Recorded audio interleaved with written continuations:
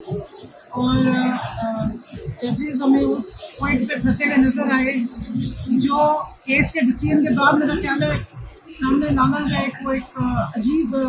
پہلو لگ رہا تھا۔ اور بہت دفعہ میں جب اٹینڈ کر رہی تھی تو میں نے جسٹس معین الدین صاحب کے منہ سے بھی میں سنتی ہوئی مجھے آواز آ رہی تھی اور مجھے حیرت ہو رہی تھی کہ جو پارلیمان میں باقی جماعتیں بیٹھی ہیں ان کو بھی سیٹ مل جانی چاہیے۔ تو میں یاد کرانا چاہ رہی ہوں اپنے تمام معزز ججز کو جن کا میں بڑا احترام ہے کہ یہ ایک آئینی بینچ ہے اور آئین کے تقاضوں کو پورا کرنا اس بینچ کا مین کام ہے۔ وہ کہ اس بینچ کو بنانے کے لیے یا ایک غیر آئینی طریقے کے عمل کو کیا گیا،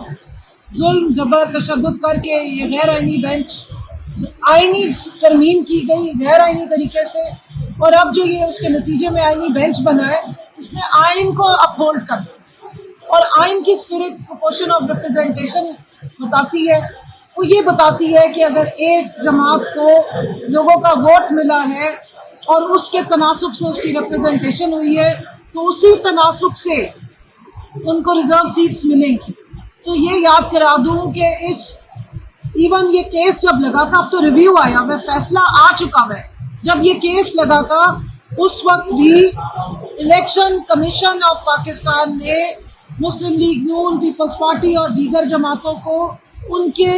تناسب سے جو ان کو ووٹ ملا تھا یا نہیں ملا تھا یا فارم 47 کے ذریعے جتنی انہیں سیٹیں دی گئی تھی ان سیٹوں کے مطابق ان کے کوٹے کی سیٹیں ان کو دے دی بھی تھی۔